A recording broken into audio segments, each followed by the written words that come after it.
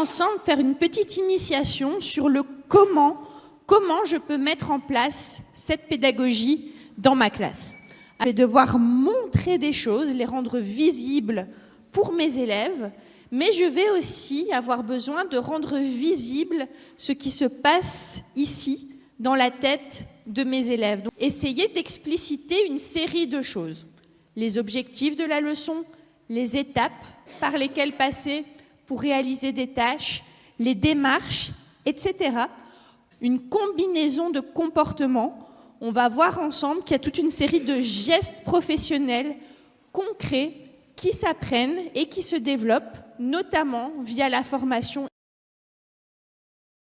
quoi ça ressemble finalement une leçon d'enseignement explicite concrètement dans une classe, mais on attire votre attention sur le fait que ça nécessite en amont une planification. J'ai beau faire la plus belle leçon du monde en enseignement explicite, par exemple, si je ne prévois pas ma phase de consolidation avec des révisions, des exercices, pour que les élèves puissent se pratiquer, réviser régulièrement les apprentissages, eh bien je bâtis sur du sable et ils vont probablement tout avoir oublié après le congé de Noël. Focus donc sur l'interaction avec 5 grandes étapes à mener pour faire une leçon d'enseignement explicite. Je vous l'annonce tout de suite, on ne sait pas forcément faire ça en 50 minutes.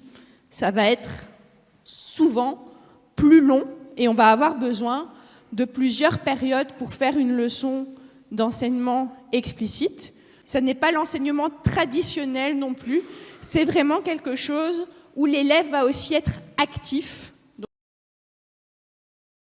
ça a l'air idiot, mais présenter l'objectif en début de leçon, c'est vraiment fondamental. On a des recherches, par exemple, qui ont montré qu'à la fin de la journée, si vous interrogez, par exemple, des petits loulous de maternelle après une activité où ils ont dû découper des formes pour les classer, si vous leur demandez ce qu'ils ont appris aujourd'hui, ils ne vont pas vous parler des formes, ils vont vous parler du découpage, parce que c'est ça qui les aura marqués, et parce qu'il n'y aura pas eu un temps d'explicitation, même avec des petits, on stratégie numéro 1, par un petit signe verbal ou non verbal convenu avec ma classe, je vais capter leur attention. Je vais ensuite, comme je vous l'ai dit, leur présenter l'objectif. Mais je ne vais pas m'arrêter là. Je vais aussi leur expliquer à quoi ça sert, le pourquoi de la leçon. Donc je vais leur justifier l'objectif.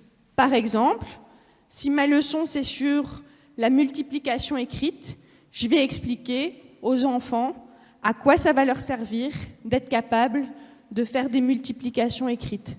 Donc vous allez voir que ce geste professionnel-là, il traverse les différentes étapes de l'enseignement explicite. Je vais vérifier leur compréhension de manière spécifique et pas de manière stéréotypée. Qu'est-ce que ça veut dire, ça? Imaginons que maintenant je m'arrête et que je vous demande « Ça va? Vous avez compris? Ok ?» Là, vous allez dire « Oui, oui, oui. » Mais j'aurai aucune information. Souvenez-vous de ce que j'ai dit de Hattie tantôt, d'avoir des informations sur ce qui se passe dans la tête de nos élèves. J'aurai aucune information sur ce qui se passe dans votre tête. Par contre, si je m'arrête et que je dis « Tiens, je choisis un de mes étudiants et je demande de réexpliquer la taxonomie d'Ellis-Fouts que Steve a présenté tantôt », là, mon étudiant, il va être obligé de produire quelque chose et moi, je vais avoir une réelle information sur ce qu'il a compris ou pas compris. Et donc ça, ce geste-là, de s'arrêter régulièrement, il est ultra important en enseignement explicite. Les recherches dont Steve vous a parlé tantôt, où on a pris le temps d'aller s'asseoir dans des classes, montrent que les enseignants les plus efficaces s'arrêtent toutes les 2 à 3 minutes. Pour faire ça. Pendant cette ouverture de la leçon, je vais aussi vérifier réellement les connaissances préalables de mes élèves, donc les prérequis. Je ne vais pas juste demander aux élèves « Ça va, vous vous souvenez de ce qu'on a vu hier sur les additions? On peut passer à la suite ?» je vais leur poser des questions précises ou leur faire un petit test formatif. Et ce que je vais faire à ce moment-là, tout comme j'ai été très précise au niveau des gestes professionnels sur la vérification de la compréhension, je vais aussi être très précise au niveau des feedbacks, des rétroactions que je donne à mes élèves.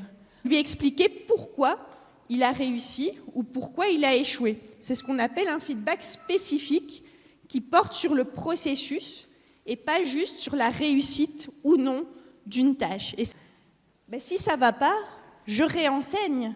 Et c'est là que ça me prend aussi un petit peu de temps, mais sinon, je construis sur du sable. Le modelage. Alors, cette étape, elle est souvent mal comprise, souvent assimilée à ce qu'on appelait tout à l'heure l'enseignement dit magistral, alors que je trouve que c'est tout de même assez plus subtil. Je vais réaliser la tâche devant les élèves en mettant ce qu'on appelle un haut-parleur sur ma pensée.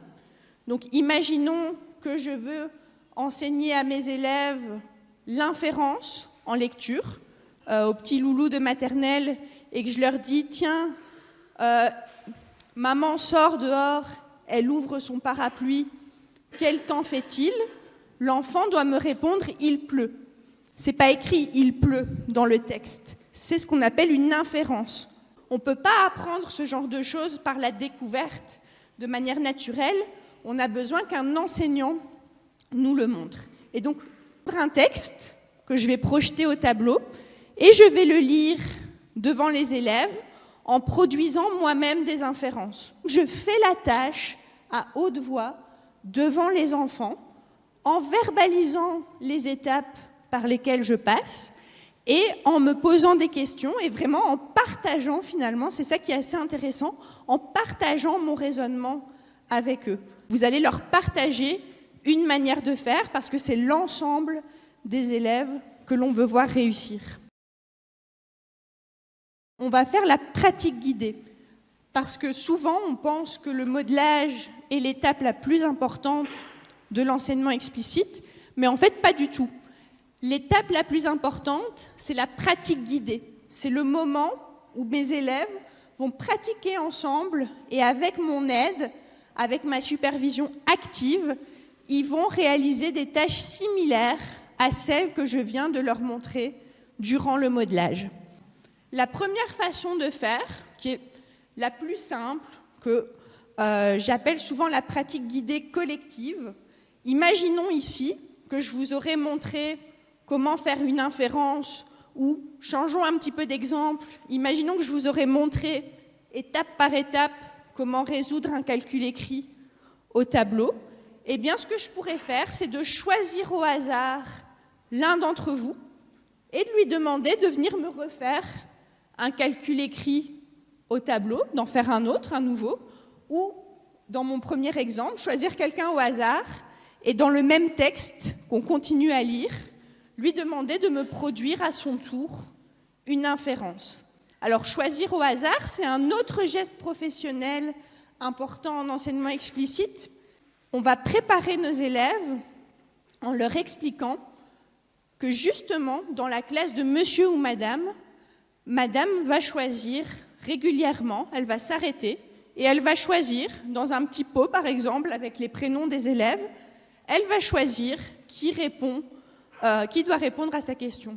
Tandis que si je mets en place le petit système au hasard, mais je l'explique bien à mes élèves que c'est pour permettre à tout le monde de participer et pas juste aux plus forts ou à ceux qui veulent tout le temps participer, eh bien là, c'est beaucoup plus équitable.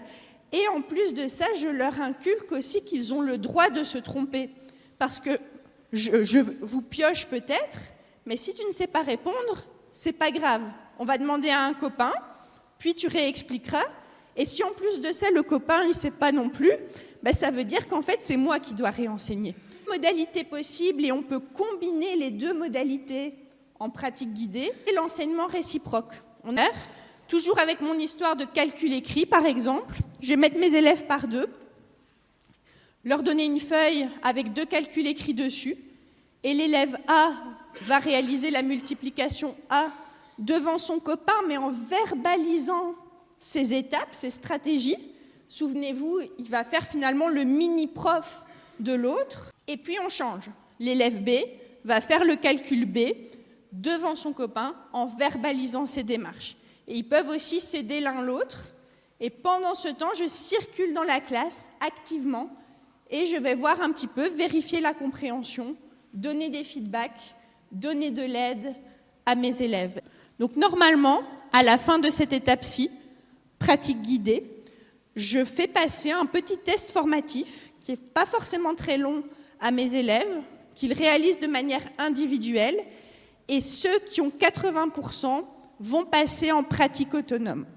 Si je n'ai pas le temps de faire ce petit test formatif, à minima, le fait d'avoir circulé dans la classe pendant la pratique guidée me permet de savoir pour qui ça roule et qui je peux envoyer en pratique autonome a priori, et pour qui c'est plus compliqué et ils vont avoir besoin de plus de pratiques guidées, ils vont peut-être même avoir besoin de plus de modelage. Donc vous voyez qu'en fonction des besoins de mes élèves, je vais peut-être retourner en arrière.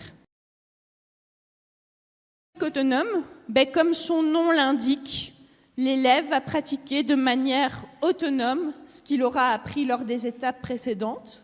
Dans ce modèle-là, il y a énormément de pratiques. Alors, ce n'est pas forcément du drill bête et méchant, comme c'est parfois caricaturé. On doit s'exercer, s'entraîner, faire des exercices pour parvenir à un nouvel apprentissage. Et donc là, je vais toujours être présente pour accompagner mes élèves, mais progressivement, je vais retirer mon aide, parce que le but, c'est de voir si mon élève il est capable de faire tout seul les tâches qu'on pratique ensemble depuis un certain temps. Je vais continuer de vérifier la compréhension, de donner des feedbacks et de l'aide aux élèves, mais je vais espacer cette vérification de la compréhension, ces feedbacks et ces... Et ici, ça semble beaucoup, mais c'est ce qui a été montré dans certaines recherches. On vise ici un taux de succès de 90 à 95% de réussite pour une tâche. Dernière étape, la clôture de la leçon. Comme son nom l'indique, je vais clôturer la leçon, mais c'est une espèce d'activité métacognitive qui vise à permettre aux élèves de prendre du recul sur ce qu'ils ont appris, de poursuivre la pratique, on fait encore des exercices à cette étape-ci, et de percevoir le lien entre cette leçon-ci et la prochaine. Et donc je vais de nouveau vérifier la compréhension de mes élèves en organisant ce qu'on appelle l'objectivation des apprentissages. C'est une espèce de synthèse où je vais demander à mes élèves, tiens, qu'a-t-on appris aujourd'hui? Et je vais revenir avec eux sur les objectifs et bien voir avec eux et les faire verbaliser ce qu'on a appris aujourd'hui, pour éviter la petite anecdote dont je vous parlais tout à l'heure avec les élèves de maternelle qui disent « aujourd'hui on a appris à découper ». Ben non, ce n'était pas vraiment ça le but, c'était d'apprendre les formes. Et donc pour éviter cette dérive-là, je vais faire un retour sur l'objectif et ce qu'on a appris. Et donc on a vu ensemble que cette approche, elle était caractérisée par différents gestes professionnels précis, proches. C'est qu'elle permet une forme de différenciation pour offrir une même base à tous mes élèves et en fonction de leurs besoins, si besoin, je vais leur donner un service supplémentaire. En fonction des besoins de mes élèves, je vais pouvoir retourner en arrière. Je peux récupérer ce petit groupe d'élèves-là en pratique guidée et me remettre avec eux et leur refaire des exercices de pratique guidée. Voire même, si ça ne va vraiment pas, je peux leur refaire un modelage. Je vais leur réexpliquer, leur refaire un exemple. Et vous avez vu que le modelage, finalement, c'est que quelques minutes, hein, ce n'est pas l'étape la plus longue, c'est quelques minutes où je vais remontrer, réexpliquer. Pourquoi s'observer ou se faire observer par des collègues, par un formateur, de manière constructive? L'observation et le coaching en salle de classe c'est l'une des activités de formation les plus efficaces pour nous améliorer. Comment on fait? Et comment on fait pour faire ça? Par exemple, cet outil-ci, il propose 12 questions aux enseignants, que les enseignants peuvent se poser pour prendre du recul par rapport à leur pratique. Je vais aussi me baser sur la littérature scientifique pour les formuler et essayer de choisir les stratégies les plus adaptées pour améliorer ma pratique.